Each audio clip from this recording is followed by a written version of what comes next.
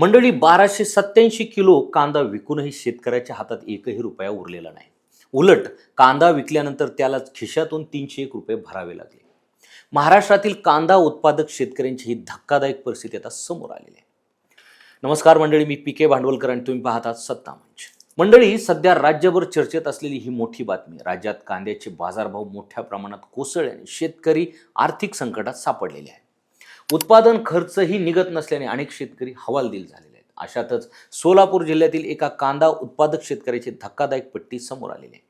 स्वाभिमानी शेतकरी संघटनेचे प्रमुख आणि माजी खासदार राजू शेट्टी यांनी सोशल मीडियावर ही माहिती शेअर करत राज्य सरकारवर जोरदार टीका केलेली आहे. शशीराव तोदेकर या शेतकऱ्यांनी तब्बल 1287 किलो कांदा बाजारात विक्रीसाठी पाठवला. मात्र या कांद्याची एकूण पट्टी फक्त 1468 रुपये आली. त्याचवेळी हमाली, तोलाई आणि वाहन भाडे मिळून एकूण 1769 रुपयांचा खर्च झाला.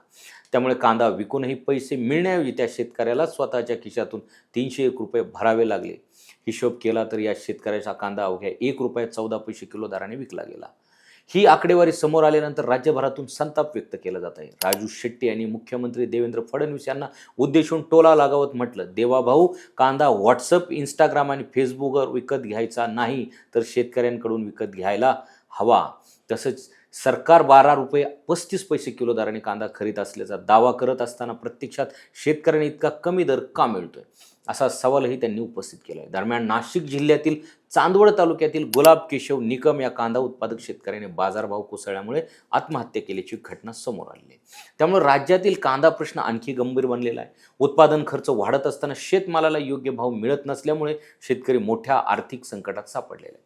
आता राज्य सरकार यावर काय तोडगा काढणार याकडे संपूर्ण राज्याचं लक्ष लागलेलं आहे. तर मंडळी, तुम्हाला कांदा भाव कमी झालाय तर याबद्दल तुम्हाला काय वाटतं ते आम्हाला कमेंट करून सांगा.